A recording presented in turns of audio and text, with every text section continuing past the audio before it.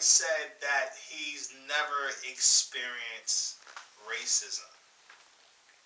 Now, and it's funny because we were watching. But did you get to see the Umar I didn't Johnson get to see the Umar. response? I saw him on First Take, but I didn't get to see the Umar. Oh yeah. So and Umar was like, he's out of his mind. How in the world can he sit there and say he's never experienced racism? And so he, in essence, Umar was basically attacking Lil Wayne. But I think Umar saying he's a psychiatrist. I think he needs to step back and analyze what Lil Wayne was saying. We know that's not reality. As far as Umar's concerned, that's not real. Obviously, he's experienced racism, but the problem is he's not identifying with it. Yeah, what is racism? What does it mean to him?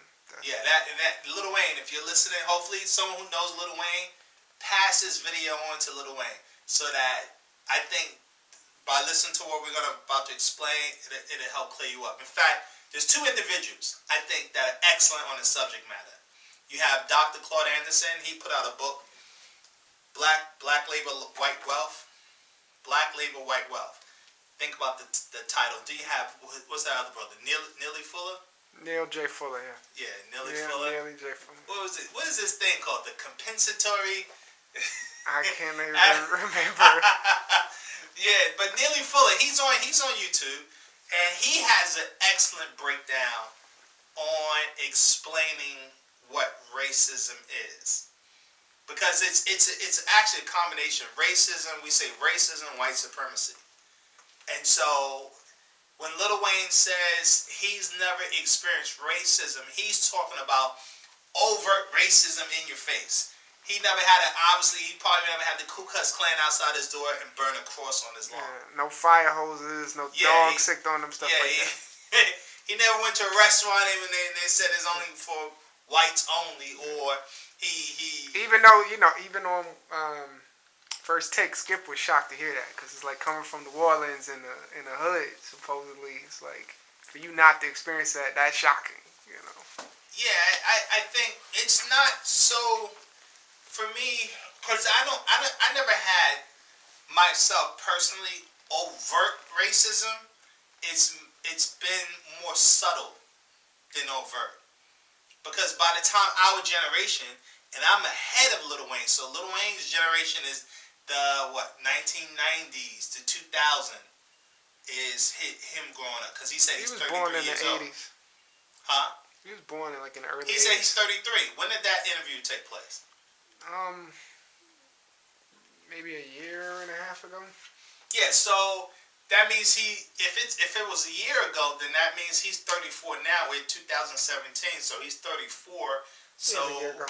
Yeah, he's the early 80s that he was born. So the 1990s and the 2000s is his generation that he's growing up. So you're not in a generation of overt racism.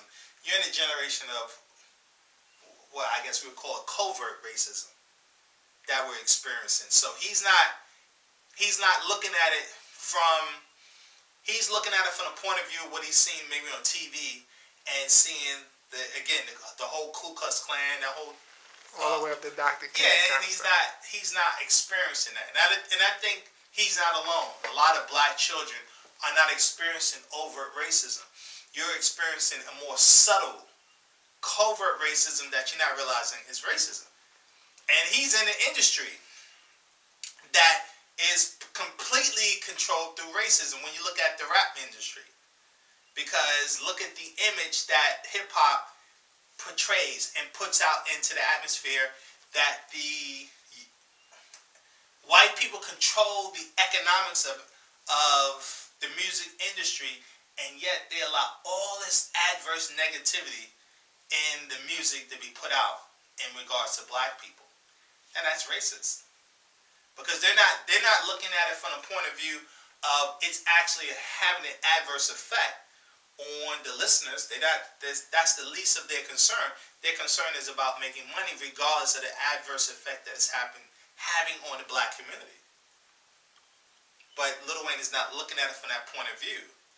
I can only presume Lil Wayne went to school. Yeah. What did he learn about black history? What did he know about? He'll go to school and he'll learn about, let's say, Plato, Socrates, Beethoven, Shakespeare, William Shakespeare, King George. Alexander. Alexander. Yeah, Alexander the Aristotle. Great, Napoleon Bonaparte. But did he learn about Amenhotep III? Did he learn about Imhotep? Did he learn about Mansa Musa? Did he learn about Queen Nzinga? And the list goes on. The Kingdom of Monomotapa, or the Sungha Kingdom, or any of the accomplishments that black people have made throughout history. Has he learned any of that? Was he in school learning this? Are children, black children today, in school learning about the accomplishments of what black people contribute?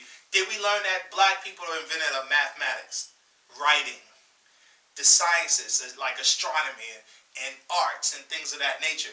That the cradle of civilizations can't come out of Africa along with civilization itself. Of course not. So if we're not learning that, that's racism. That's racism in its purest format, where you're only learning about the accomplishments of what white people have done in the world, but you're not learning about anything what black people have done in the world. And what that does is create a, what we call, inferiority and superiority complex, where Caucasians have a superior status versus black people have an inferior status. That's racism. But it's subtle, because it's not like they're saying it. It's not like you pick up a textbook and then you read it and it's like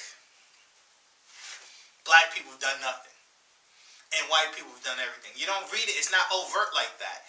It's more subtle, where it's subtle in such a way that all they talk about is the accomplishments of Caucasians. So if you turn on a television show, which I'm sure Lil Wayne will watch TV, so when he turns on the TV, 99% of the programming are dealing with Caucasians on TV.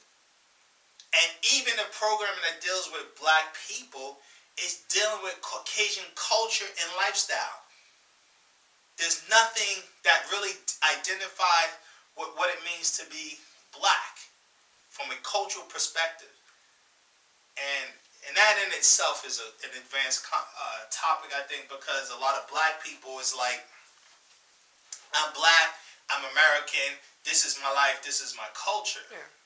Because people argue, when it was accepted and popular, Cosby Show, prime example, black culture, black people, or like BET, black culture, black people. Yeah, the problem with that is it's black culture that we've developed here in America, but it's not all around black culture in a sense that we're more than that. That's why you'll see, you have St. Patrick's Day Parade, where white people who were born and raised here in the United States, they'll come out and celebrate St. Patrick's Day Parade, identifying with their ancestors that came from Ireland. So they have an American-based culture, but they still have a European-based culture that they identify with. Like I saw it, and this is true. It might have been a couple of weeks.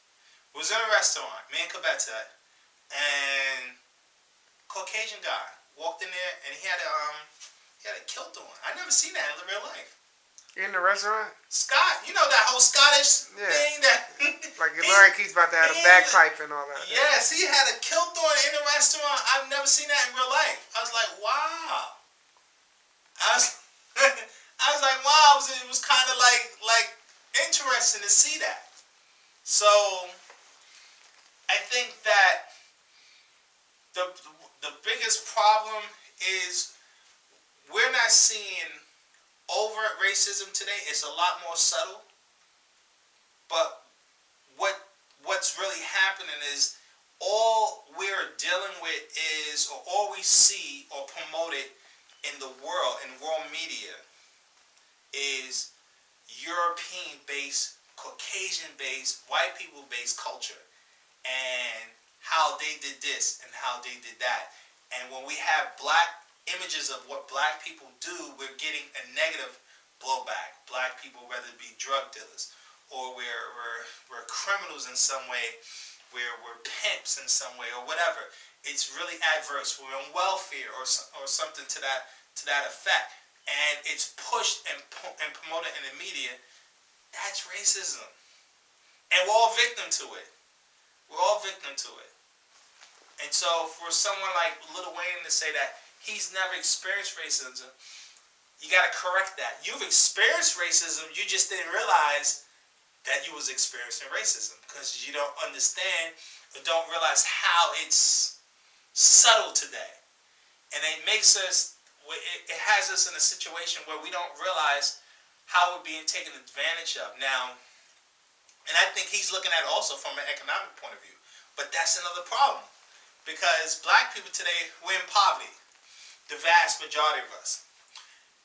Lil Wayne, you're getting your wealth from selling records, but you guys are in an industry that's controlled economically now by Caucasians, by white people, who allowed you guys to create a platform where you can put music out there. The problem with that is the industry economically is controlled by white people. It's not controlled by black people, literally. Yeah. So we're in a position where we gotta constantly go to the Caucasian for jobs, employment, whether we become wealthy or whether or not we are working for minimum wage. Either way, it's still a system of what we call racism, white supremacy, where they're controlling all levels of society, whether it be economic, socially, politically, religiously. And I think that we have to rethink that. And it's not a good plug for someone like Lil Wayne to put a message out there to young black children that is almost as if racism doesn't exist. And it does exist. And you're a victim of it. Just you don't realize that you're a victim of it. And you'll see when you have children, enroll your children in a school system and see what they learn about what it means to be black. They won't learn anything. That means we're a victim. It's that simple.